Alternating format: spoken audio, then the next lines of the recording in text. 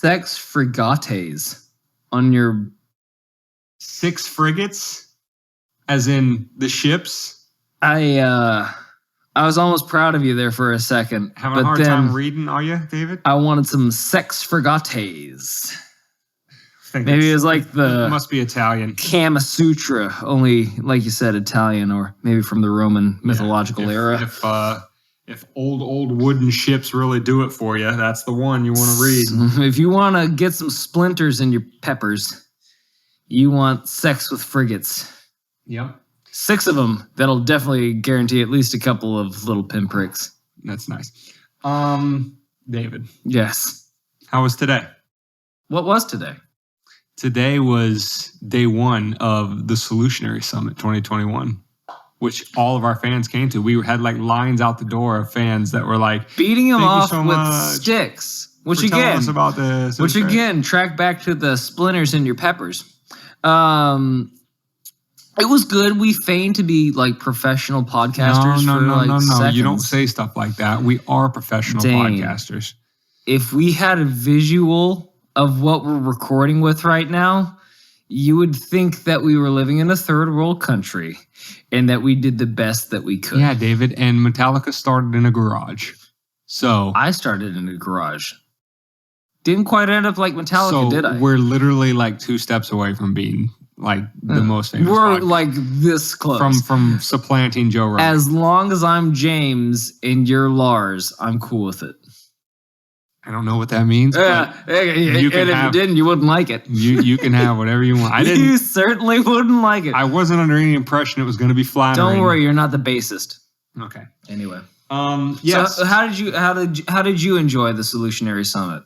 Well, I mean, a couple things. First of all, it's always nice to engage with new audience, expose the podcast to new people. Right. Obviously, Maj is Maj Toure, for those of you who haven't listened to multiple episodes of Black Guns Matter, is kind of the organizer of this event. And big shout out. You won't find a more gracious host in the world.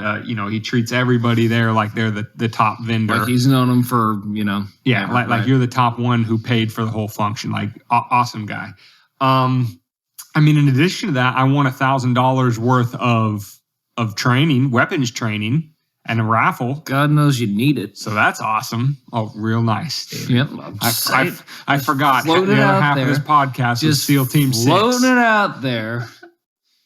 But yeah, meeting people, making connections, hopefully a couple new friends, meeting some locals, meeting some Farsways, and for you, dear listener, some interviews, getting you some good guests. Right. So stay tuned. Because you might be sick of hearing old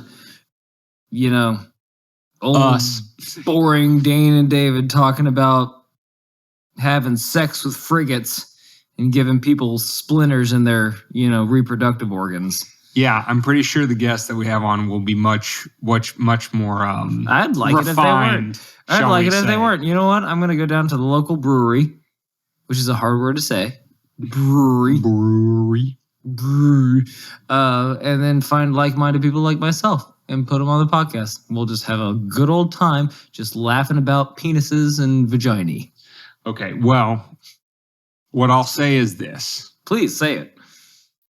Before we take over the top spot of all-time podcasters from Joe Rogan. And unless you didn't know, we're like the 141st political podcast in Australia. Yeah, they know. They listened last week. So if you missed it, y'all must have forgot we're on the come up. We're kind of a big deal. Don't worry about what we're recording on right now. Hop on this train, baby, because it is picking up steam. 139, here we come. And that's right. With that, do you want to jump in? But before we jump, we take Joe's top spot. We're gonna need him to survive COVID. Oh, well, you want to talk about that like in depth? I think we should. Do you want to start a podcast like right now? Yeah, let's do it. Let's start a 58th podcast right now.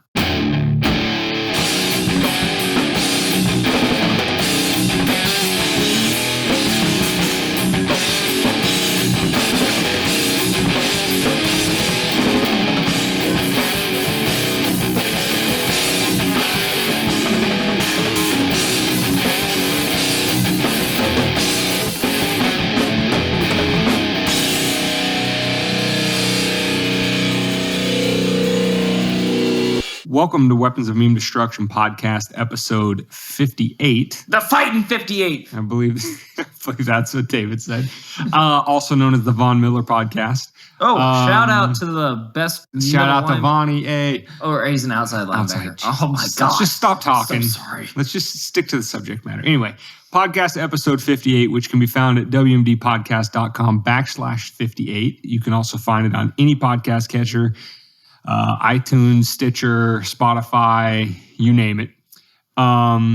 But you can also find it on YouTube. Just search Weapons of Meme Destruction. You can also link up with us on Twitter, Instagram, and TikTok. I think I got it all. Or look under any given rock in your general jurisdiction, and you might find us. We try to be everywhere that you could possibly look. You might find a spider, which, I mean, Valhalla, I'll see you on the other side, because God knows I'd have a heart attack myself being afflicted with that horrible arachnophobia.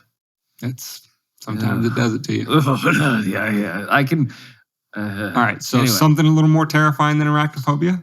What could possibly be more terrifying than arachnophobia? We are breaking our streak of no COVID topics, but this one's a lighter COVID topic. What was it, 3 weeks?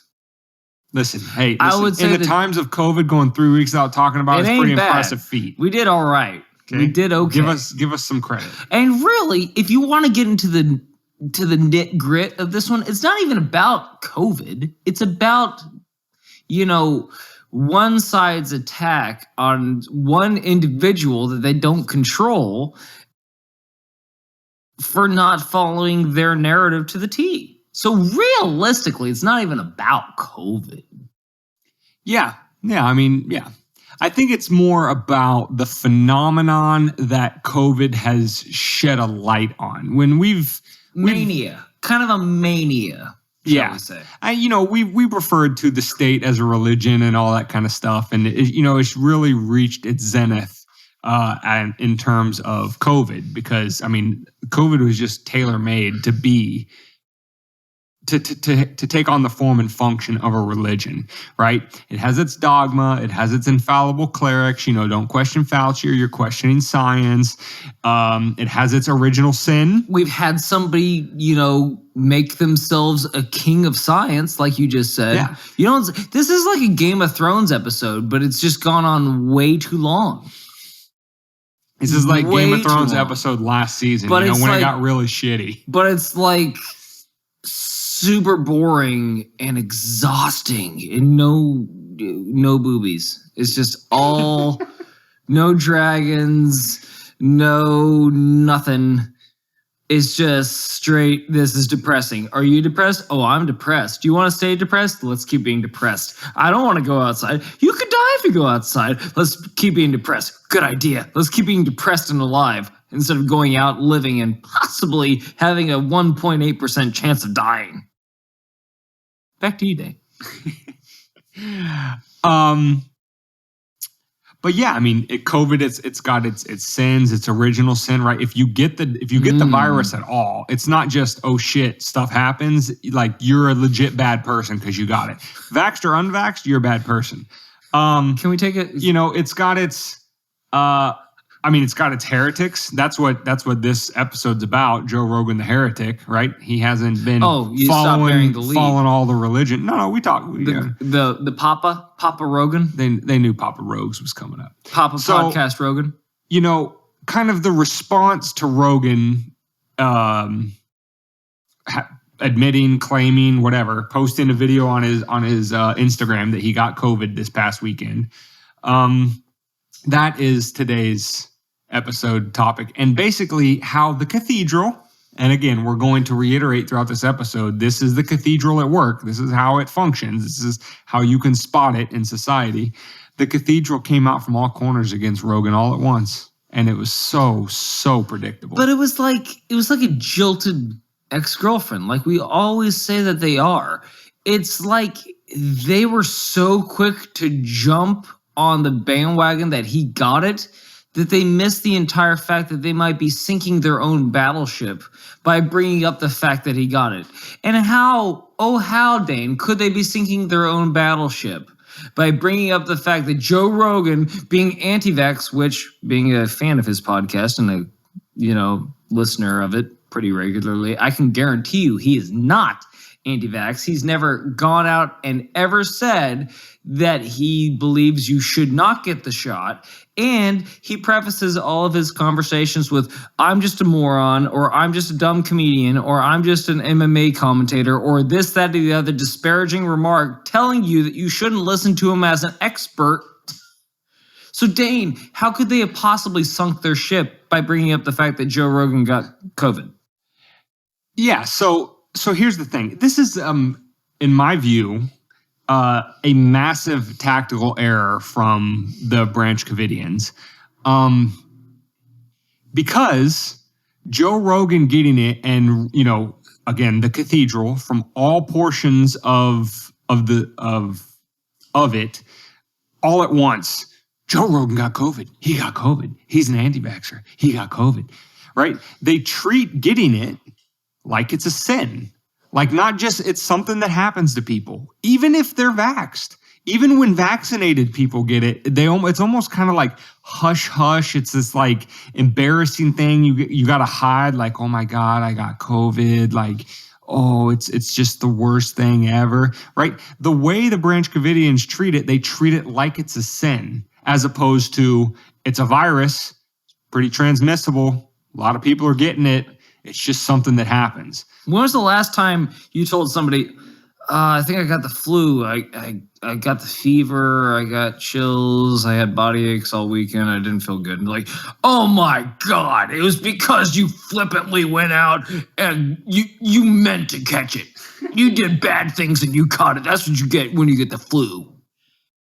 Yeah, so they couldn't help themselves, first of all, to say... Oh, they couldn't wait. They were clamoring. To say that Joe got it. But then, you know, when you read the headlines, or if it's not in the headlines, it's definitely in the first paragraph, you know, they call, like Joe, or like David was saying, they call Joe an anti-vaxxer, even though that's not what he says. The worst Joe has said is he had the audacity to say that, yes, some cohorts, it makes less sense to take the vaccine than others. If you're young, healthy, no comorbidities, it makes, again, he didn't put a number on it, but it makes marginally less sense than if you're 75 with 87 different diseases. Would you say that they prematurely evacuated?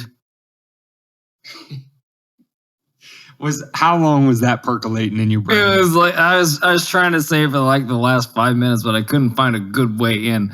But so I just had to kind of bludgeon my way in there with my premature evacuation. That's nice, David. I like to think I offer something to this podcast from time to time. You did great. Thanks, buddy. But for the Branch Covidians to go after Joe as hard as they did, it was a huge tactical error for a few reasons, because think about what pointing it out does. First of all, as we just alluded to, both the vaxxed and the unvaxxed are still getting COVID. So what's your point?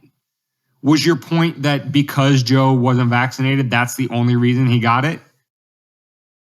I mean, that couldn't have possibly been your point unless you're anti-science. That's the first one.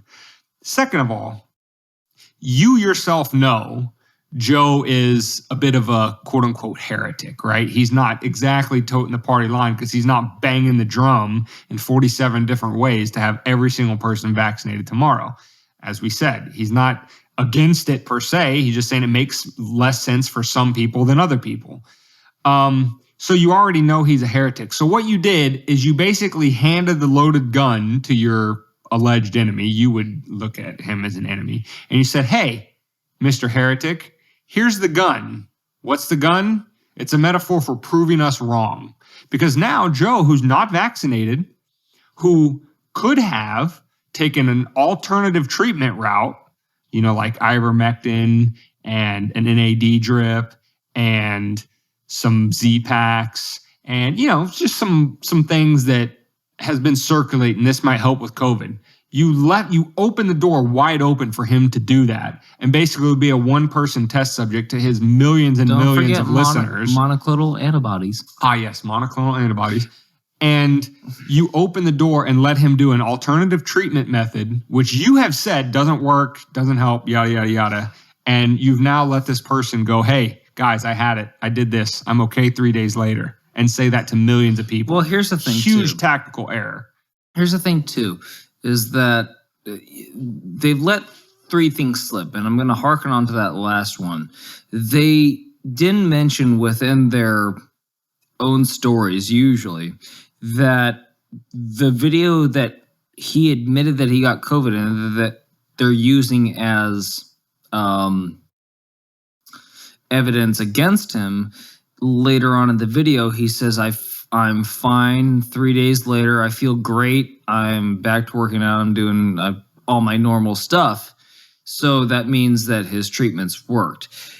2, they're forgetting to mention the fact that they already tried to come for him because he wouldn't follow the party line of the LGBTQ, because they said he wasn't following the suit because he said that a man that identified as a woman shouldn't be able to fight a woman that's been a woman since birth. So basically, it's a foul. No, I'm not going to use the name just for, anybody that knows the story knows the story. But basically, somebody was a MMA fighter for 30 years and then came to the conclusion or had an epiphany or whatever happens and started identifying as a woman at the age of 30, but still wanted to fight in MMA. And fought a woman, and because of HIPAA laws and so on and so forth, she didn't have to disclose that she had been a man for 30 years plus, and then promptly walked into the cage and broke the other woman's face without the other woman knowing that her opponent had had the advantage of being a male for 30 years. And he took issue with that, and they came after it for it, and tried to cancel him for it. And then lastly, they're also cutting off their nose to spite their face because they didn't look at the optics. If you really were caring for everyone else's health, if you were really doing your job to try to protect and educate and keep everyone safe, you would have mentioned that even Joe, anti-vax Joe as you called him, got better because of monoclonal antibodies, which might be an actual treatment for this thing, which might get us a step closer to normalcy. But instead of taking that approach, you said the anti-vax Joe got sick. Damn him and damn him to hell. You're letting your weenie show a little too much there. Yeah, and that second to last point you made about the whole, oh, look, there seems to be an alternative treatment, which is at least helpful. And again, listen, we're not naive. We know the goalposts constantly move. We know that now that it has worked out in his favor, as opposed to, it going against him and him being either very sick or needing to be hospitalized, or according to the death cult, some of them were probably wishing death on Joe. The fact that it went against their narrative and that he did get better in 3 days, we understand that if it had went with their narrative, we'd never hear the end of it. Like, see, that's what happened, you stupid anti-vaxxers, even relatively young, healthy Joe, da-da-da-da-da. But we know this is going to be memory hold in about a week, and this episode is already going to be gone. But all of that notwithstanding, the point that you were making there towards the end about any rational person, which isn't completely indoctrinated into a death cult, would be like, oh, wow, there's another alternative form of treatment. This is great. This disease is a scourge and it's terrible, and we want as many pathways out of it as we can possibly get. But again, they can't celebrate that for 2 reasons. A, they can't have a treatment other than their vaccine because their vaccine is panacea. That's part of the dogma. That's part of the reason why Joe's a heretic, because he doesn't say that the vaccine and only the vaccine works. But B, the fact that he can get better without it completely vitiates your side of the argument. So you just handed him on a silver platter the opportunity to not only be right in his hereticness, But in terms of, just making you look like a sad, pathetic little person who can't even take pleasure in an otherwise good scenario. If I told you tomorrow, as a COVIDian cult member, if I told you tomorrow, hey, guess what? We found this new wonder drug just out of the blue, and all of a sudden, everybody who gets COVID has a 100% chance of living. All you got to do is give them this one pill. If you aren't immediately elated over that, there's something wrong with you. You are relishing in the death or the pain and suffering of others, even though you claim the otherwise. If you're not happy about as many alternative treatment paths as possible, there's something wrong with you, or there's something wrong with the narrative that's being told to you. And I'm reminded of the Mark Twain quote. It's a lot easier to fool somebody than it is to convince them that they've been fooled. Once they're 18 months into a mask mandate and they're on their third booster shot or whatever, to then convince them that they've been had, they're going to feel a certain type of way about that. And it has been explained, or it's been expressed starkly in the Joe Rogan. But again, to the point of like your care for others' well-being and your own, that argument goes out the window when you hear that there's another treatment that's a treatment that isn't the treatment that you've been pushing, but is a viable treatment. Like, they've had their day in the sun with ivermectin. They've had their day in the sun with, what was the other one? The first one that came out. Help me. Hydroxychloroquine. There you go. They've had their day in the sun with all these other things. But if they were really caring about your health, this monoclonal antibody thing should elate them. But goddamn, if they aren't trying to quell this thing as much as possible, like and again, they say, well, we don't have the research on it. Well, you didn't have the research on the vaccines either, which is why the vaccines have failed so miserably when you said that they definitely wouldn't. When you said that there's a supercomputer, when you said you've been doing this for 10 years, when you said you've been studying the science and this, that, and the other, and there's a 90% chance, and this is starting to move the goalpost too. I just heard from somebody else that they never said that Pfizer was 90% efficient at you not even catching this thing. And they said that there's never been any statements by anyone reputable that Moderna had a 95% chance of you not even catching this thing. And that there's 100% chance that if you got vaccinated with either one of those two, that there was zero chance that you'd spread it. They're starting to say that no one said that now.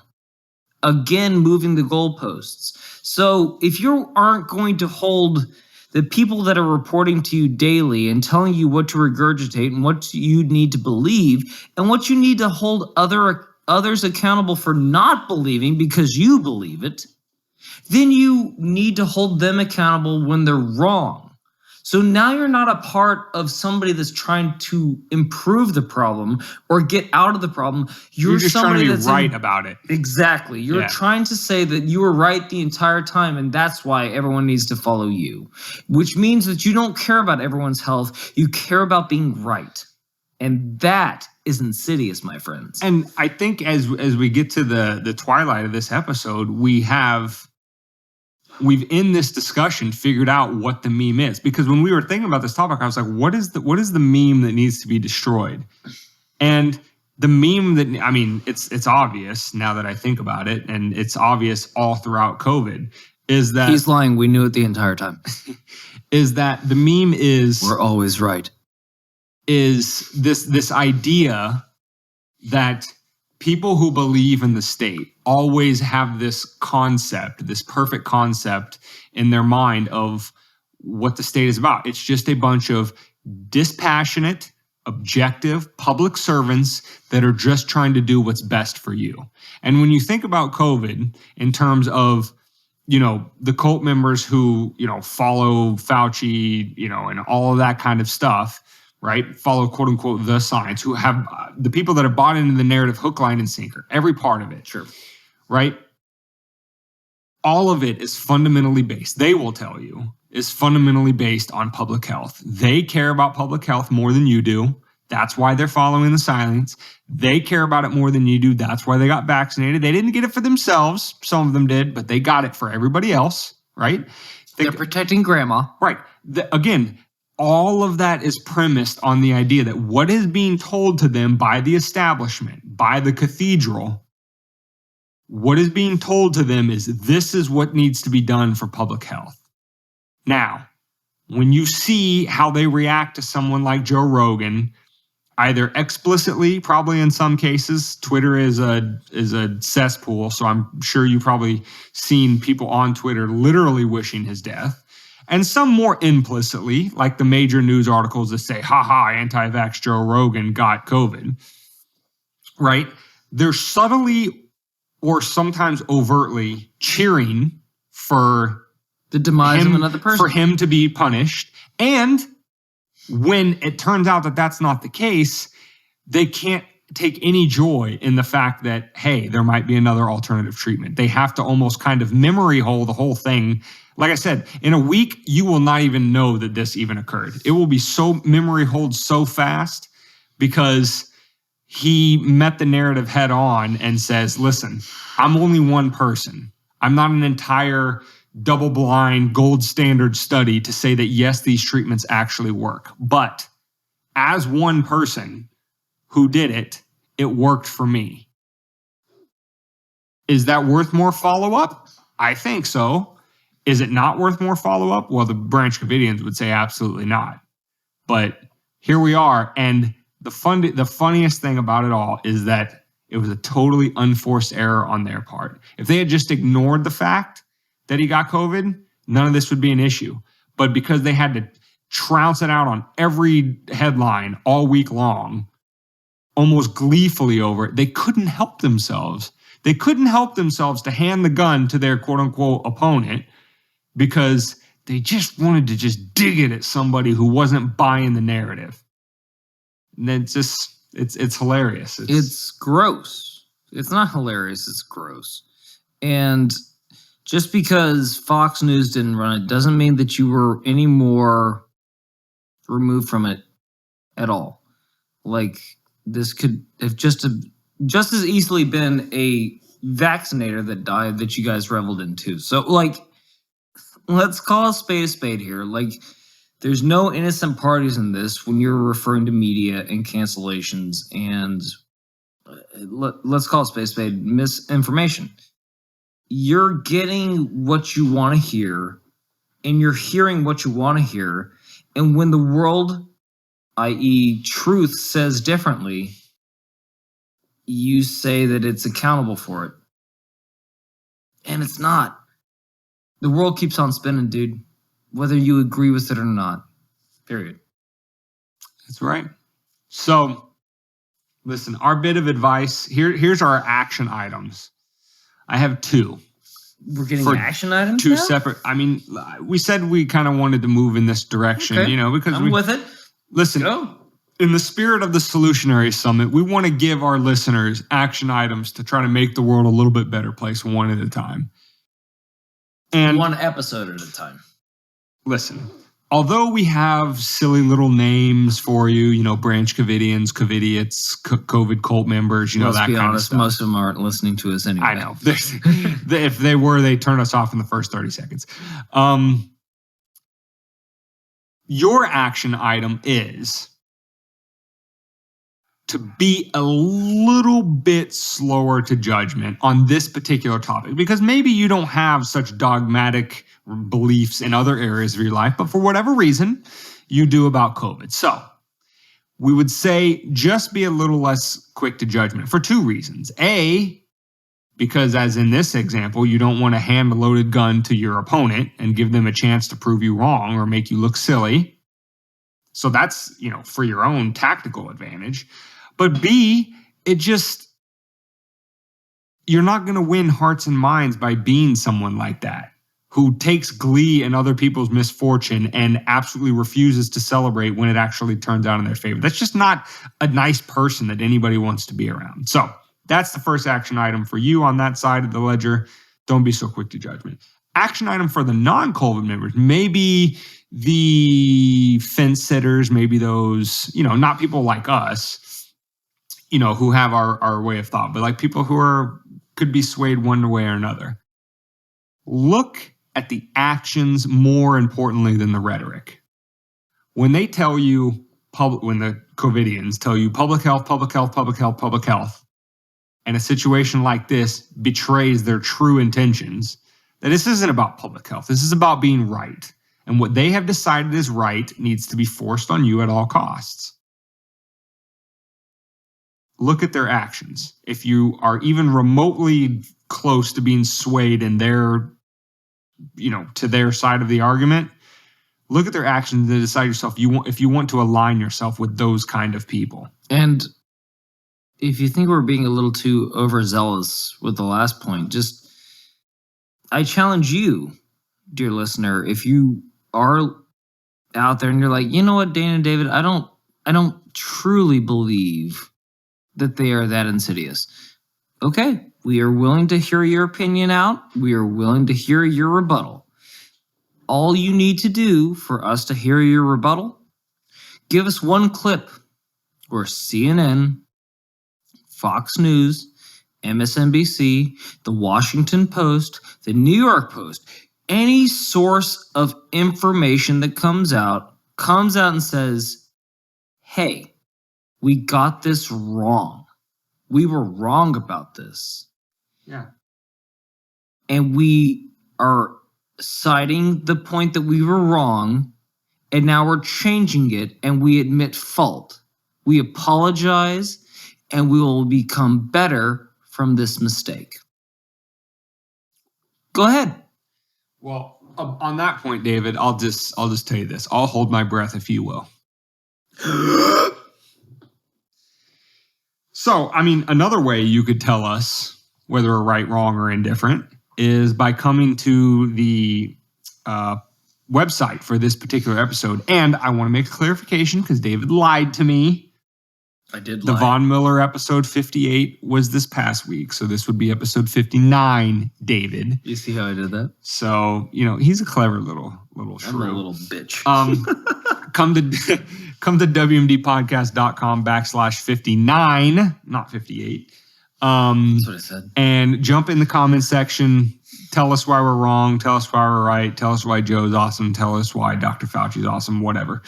But also link up with us on Twitter, Instagram, TikTok. Again, jump in those comment sections. YouTube, jump in that comment section. Share with us whatever you got. See if you can meet David's challenge of finding us one mainstream article that says we were wrong. I'd love to be proved wrong, unlike the media. Do all that. It's probably too late for you to come see us at the Solutionary Summit if you haven't seen us already, because tomorrow is going to be the last day. But it was awesome. And you should remember that it was awesome for next year when you come next year. But with that being said, I think that's a wrap for 59, no? I got nothing else. Joe, listen, my guy, we're happy you're feeling better. Yeah. We don't care how you got there. Shit, even if you did it with the even if you said you were fully vaxxed, had 3 boosters, and that's why you're feeling great, we'd be happy for you, man. Joseph William Rogan, you continue to fight the good fight. I'm pretty sure that's not even his middle name, but I'm going to go with it anyway. Get back on that podcast. Start interviewing people. You're a net benefit. You're a net positive to society. And with that, Papa Rogan, we will see you next week for episode 60. Nice round number. Yeah. All right. See you next Monday. Ta-ta.